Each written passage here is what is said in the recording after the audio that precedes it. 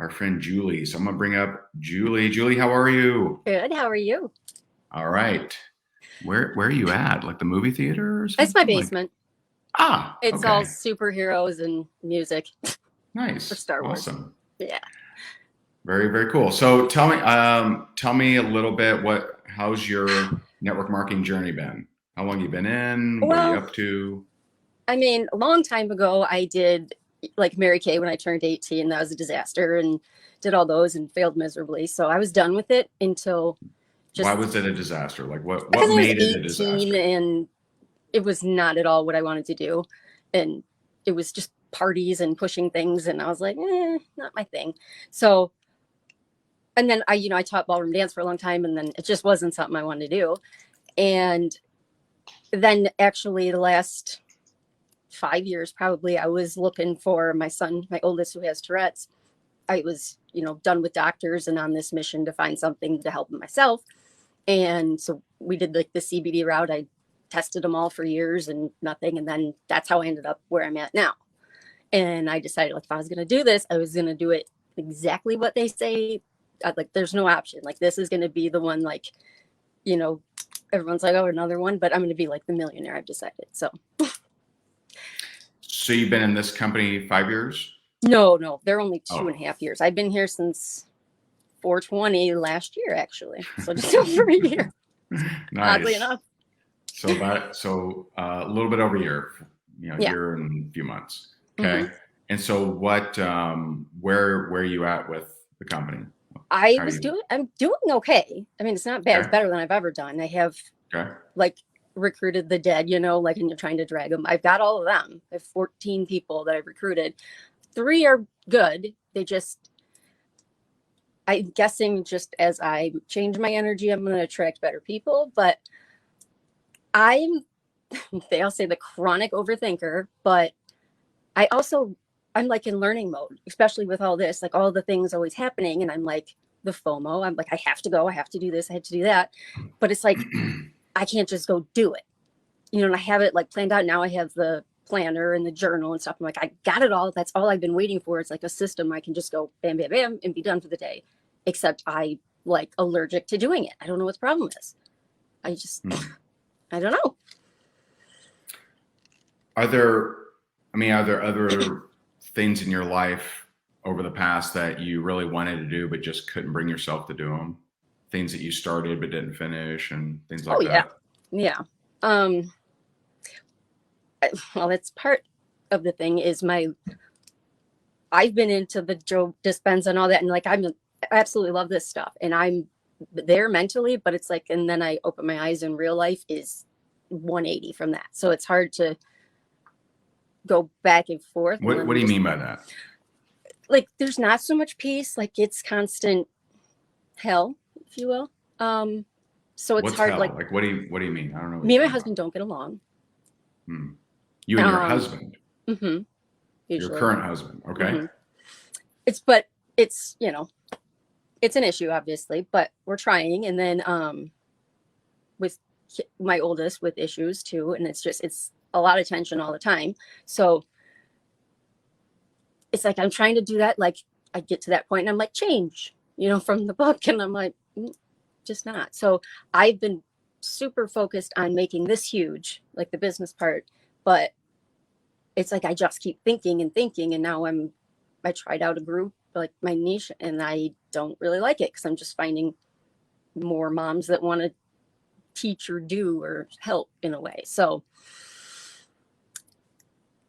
now I'm You're back to finding more moms that want to teach or do or help. like if You I, mean as far as like helping moms with mindset or whatever like that. When I search all these things, I'm just finding more mom or people talking to moms how to help them do self-talk and all that kind of stuff. So I'm really just finding more people doing what I'm doing.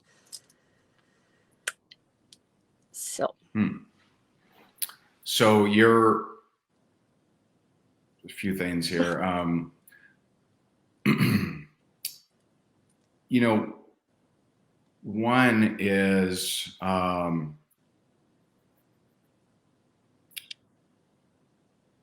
when you're so you do you do meditation often every day? yeah, You do it every day? for a few months now. I just started with the big What long one from the breaking your habit of being yourself from that one. Okay. That's a long one. Which one is that? Is that the blessings of the energy centers? It's like you're in water first, and then it's to change on something you don't like. Oh, is that changing boxes? Yeah, it's like to change up, get rid of a personality trait you don't want. Okay. So I think, there's like, what's the first step in mindset, and then what's the first step in change, right? And so in mindset, it's at least from my take, is it's to become an observer. And so when you get out of meditation and you go back into the fold, right? You go back into the war or whatever, whatever you're drawing there. It's you, because you can't, you're not going to come out of that and all of a sudden everyone's magically happy and no stress, nothing. And thinking that is only going to constantly prove you wrong, right? Which will make you doubt everything else. Like, am I even doing this right? Like, you'll start to overthink things. And so when you come out of meditation and you're back into the chaos, just start to observe how you feel and how you think, and become an observer versus an autopilot, versus this proves what I was thinking. I knew it wouldn't change.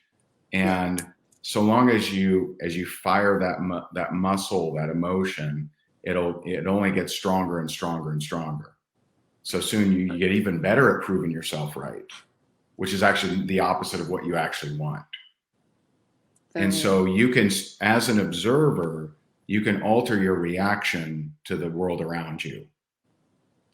And you can choose to not get upset. You can choose to not retaliate. You can choose to not fight. But if you're not observing your reaction, then you're on autopilot. And so you're just going to go back into the fold, and and that meditation was probably a waste of time. Right. You know what I mean? Okay. What's good about what you're doing is building the muscle. And so, like, the first few months of meditation for me, I did them all wrong. I think I was doing it wrong. Yeah. But you build that muscle, which is so important, getting used to, doing that on a consistent basis. And then you have an insight, then something comes in, then you might, all of a sudden you're getting a different ingredient in your diet or something. Right.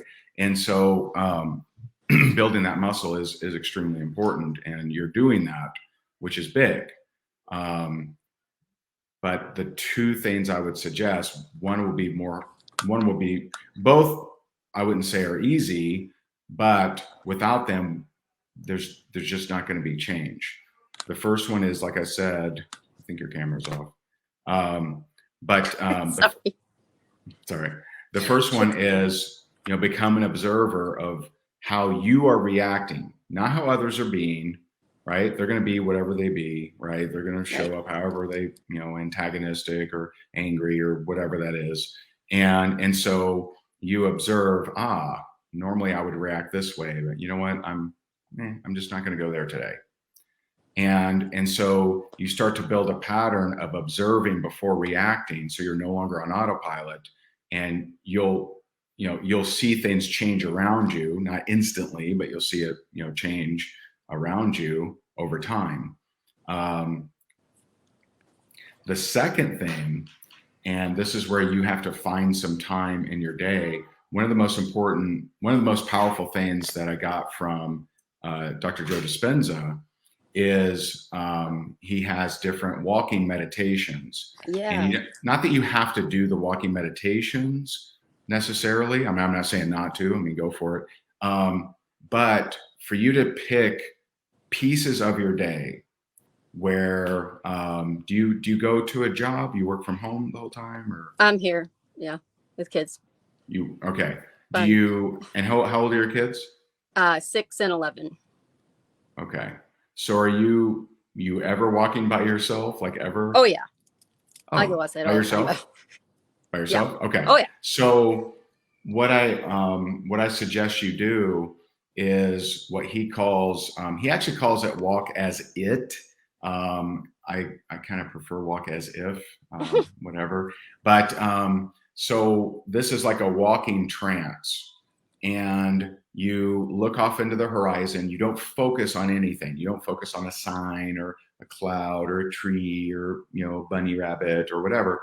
You look out on the horizon, and so you're really, you know, everything is kind of blurry, right? So you're not focusing on anything. You're just kind of looking off, and you walk as if you are the person you truly want to be.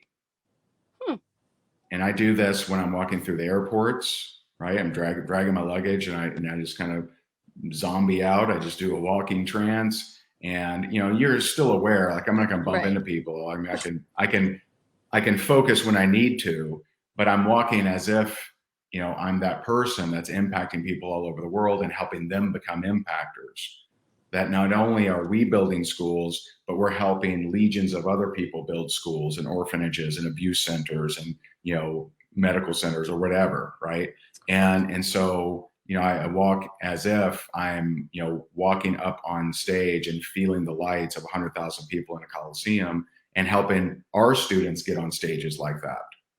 Yeah. And so it's a very powerful exercise, especially for you, because the experience that you're having is, yeah, I'm great once I got my eyes closed, but then they open and reality hits. Well, this is your eyes open. So it may hit you a little differently. And I found that it hit me differently. That's where I actually had my big breakthrough. And so, you know, I would suggest, you know, do that a couple times a day. If you can become the observer before you get into reactionary mode. Observe, how am I feeling? How would I normally react? Let's choose differently. And you do a walking trance a few times a day.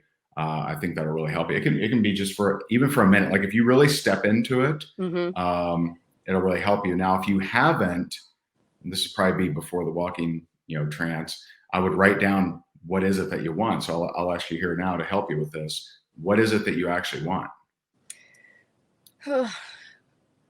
Well, are we talking like the first part of the problem with the business stuff, or just not? What do you want in life? Period. To be happy, not so short-tempered. So that's what we don't want. What do we want? What would that be? Calmer? I mean, I've handed you a magic wand, and so you rub the lamp or you have the wand and you say, I want to be calmer. Like, is there something bigger than that? Yeah. Like, is there something that more exciting that we might want? And no, I just want to point something out here. And, you know, when we haven't taken time to figure out exactly what we want, how the hell should we ever get it? No, it's good. We don't know what it is, you know. And I experienced this when Jess and I and our friend Dr. Sterling went to a foster home, and we asked the kids. We said, you know, hey, what do you guys want? You know, what can we get you that'll make your experience more, you know, cool and fun? And you know, they just kind of looked around like, what do you mean? Like, well, you know, like what would you like here? Like, what could we get you and bring in here? And they just kind of looked around, like they didn't even comprehend what we were asking them. And it was heartbreaking. And then one older female, she spoke up and said, you know, some new board games would be cool. I'm like, yes, there you go. Yeah. And so, like, but if we don't know what we want, how do we expect to get there or get it? And how do we, you know, it's like in the Alice in Wonderland, if you don't know where you're going, then any path will take you, even a bad path.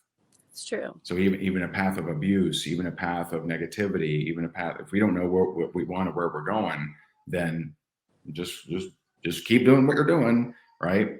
So we want to know, who do we want to be? Where do we want to go? And once we establish that, is it, you know, and I don't want to put words in your mouth, but what is it? You got a magic wand, poof, I'm the Julie I want to be. What does that Julie look like? You want an answer now? or am I supposed to think? Successful. What does that mean? What does successful mean? It sounds Like good. What does that do mean what I though? say I'm going to do, like follow through with it. Like I've been training and So that's training. integrity. Oh yeah. So that's integrity. And so, if you do what you say you're going to do, that's integrity.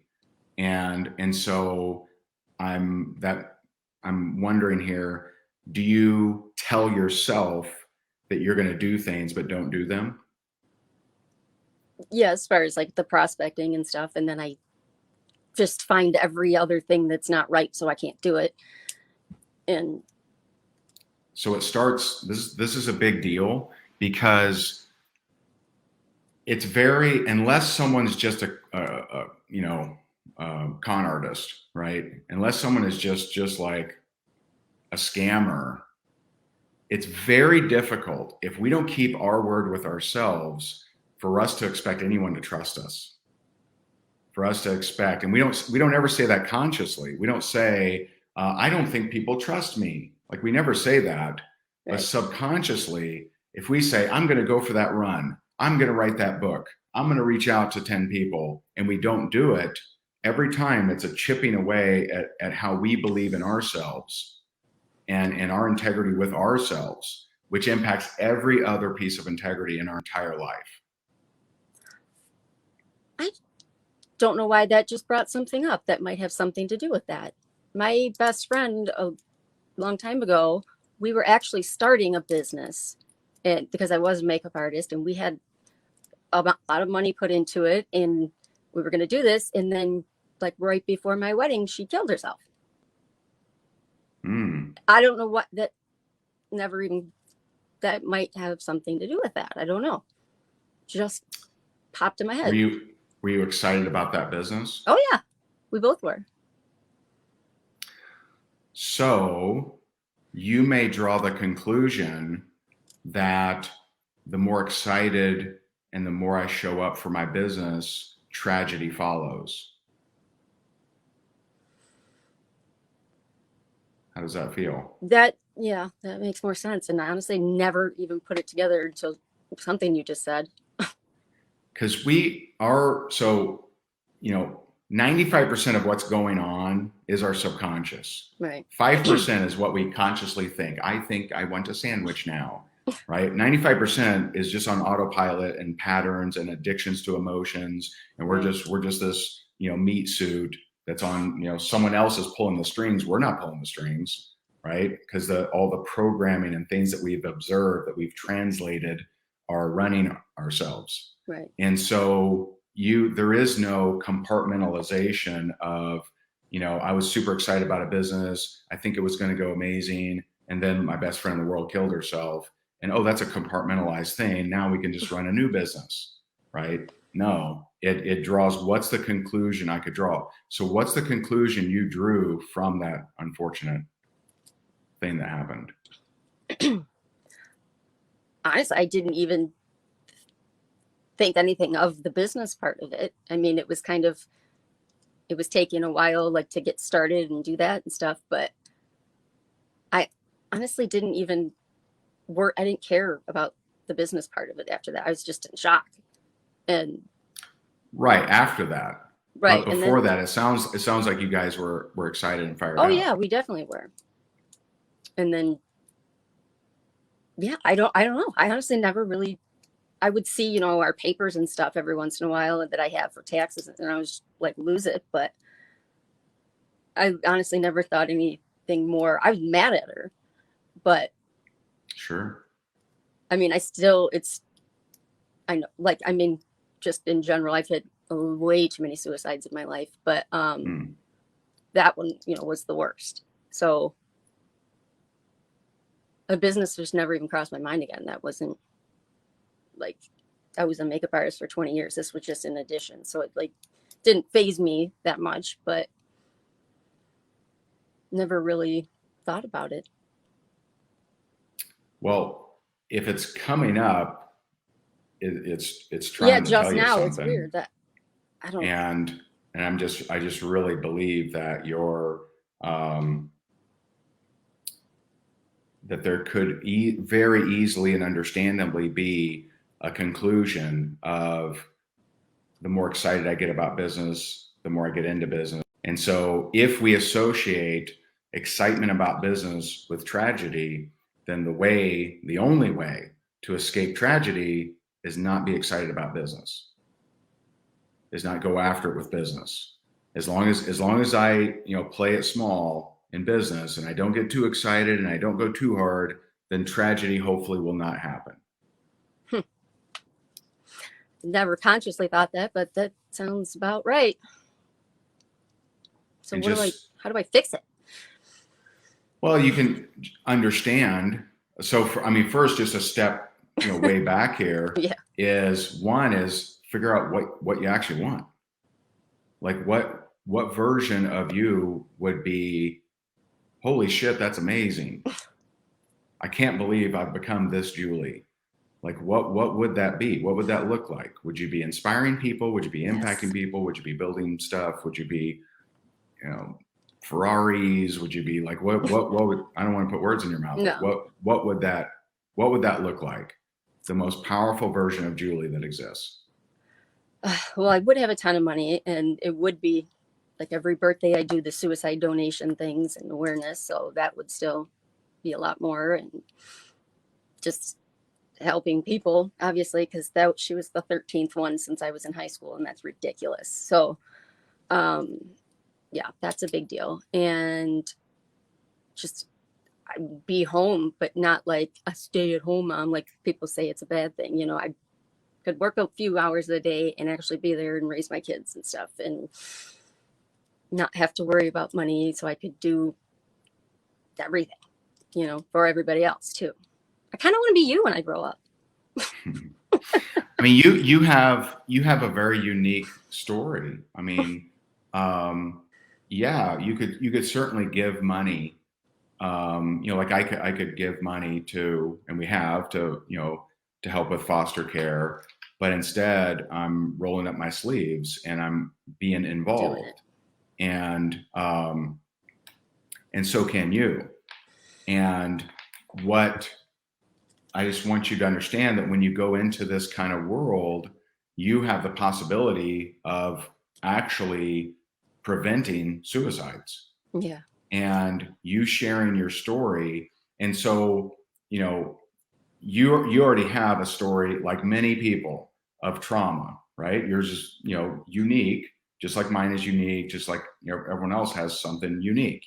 Yesterday I was coaching someone with cerebral palsy that has family members that like picked on her and made fun of her, right? Like it's just like ridiculous. So she has her story. But what makes your story really get out there and really make a difference is when, despite this story, you go create success.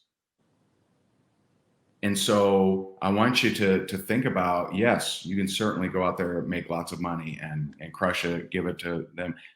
And, right, it doesn't have to be and you can choose to start sharing your story and start sharing how others feel when a close one commits suicide, so that anyone that ever hears your voice, they hear that and they second guess that decision.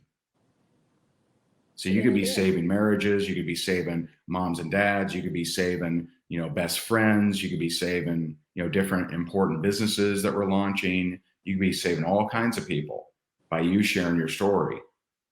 And the way that you get there is by you showing, I overcame this, tragedy that knocked me out of the game for a long time. Because like you're saying it like, yeah, I didn't even care about the business after that. Yeah, that makes sense that you didn't, but it's also carried over. It's also carried over into you, with one foot on the brake, you're trying to build a business. But if you have this, that's exactly like, what. Oh shit, what's going to happen? So let me overthink it. You know what? I probably need business cards. You know what color? That's exactly what I'll get purple. I'll have lines. No lines. Like you'll let's just waste time doing nothing, so that we never have this tragedy. Wow. Yeah, that was pretty much spot on. So instead, switch it to, if I go do this, if I go make it rain, if I go make it happen, and I reach the top, then I'm going to help a lot of people out there because I have a unique story to share, and I can help save a lot of people. Wow. Yep, I think that's exactly what was happening. How does that feel? Strange, but good. Like, I didn't know that was even a thing. And I figured it had something to do with my medical history and growing up. But wow, it makes sense. So a couple things for you. One, I would take a minute, and write it on a piece of paper. Who is the Julie you really want to be? What does that look like? I mean, I've thrown some stuff out there, but you write in your own words, and that's the person that you're becoming, and eventually who you want to be. And if you do that walking trance, be that person. I'm telling you, you'll feel different. Be that person that just got asked to speak to the International Conference Against Suicide, right? The Suicide Awareness Convention, the suicide, really be that person who's being ushered into the green room to get ready to go up on stage and impact people. And only if that feels good to you. If it doesn't feel good, then don't throw that away. But what would make you really feel good, on what version of yourself, and take the time to write that down. So now we have a target. Okay. And then the next time that you find yourself overthinking it, move forward imperfectly, just like you have with meditation, just like I did with meditation. So I'll tell you a funny story. So one of my coaches, he's been telling me for 2 years, he goes, dude, you need to be doing more face-to-face coaching online. You coach people behind the scenes, they blow up their business, they change their life, and no one ever sees it. Like, you need to be doing more of this, what we're doing right now. And I'm like, and I was honestly scared to get it wrong. I was scared to mess up. I was scared that, that I would miss a clue and I would misdiagnose someone and tell them to do something that actually wouldn't help them. And so he's like, well, how'd you get into meditation? This was recently. This was actually last week. And I said, well, I just started building the muscle and I did it wrong the first few months. He's like, exactly. Freaking do it. And so this week I've done at least 2 laser coaching sessions a day. That's what's happening. Every single day to build the muscle, because I see this as making a difference. We see the comments of people losing their mind, because you're impacting people right now by being vulnerable, and all these comments are coming in on how you've helped them. Aww. So you already have the power to help people and impact people. And so, just move forward imperfectly. You're not going to get every prospecting thing right. You're not going to get every follow-up perfect. But you're going to keep moving toward that person you want to become by stepping into that action. I love it. Thank you. Does that help? Yeah. Yeah, my wheels are going crazy now, but yes, that's very, see, I don't think you could get it wrong. And it's not like you're going to do this wrong, because nothing is going to hurt. So thank you, though. That's a lot to think about now. Think about, or you going to do some things? Well, think of me for what I want, and then I'm going to go walk. Okay. All right. All right. Well, keep us in the loop. We're rooting for you. All right. Thank you. All right. Julie, everybody. You can find more great marketing, prospecting, and recruiting tips just like these over at rayhigdon.com. And remember to pick up your free copy of his 29 sources of network marketing leads. We'll see you over there.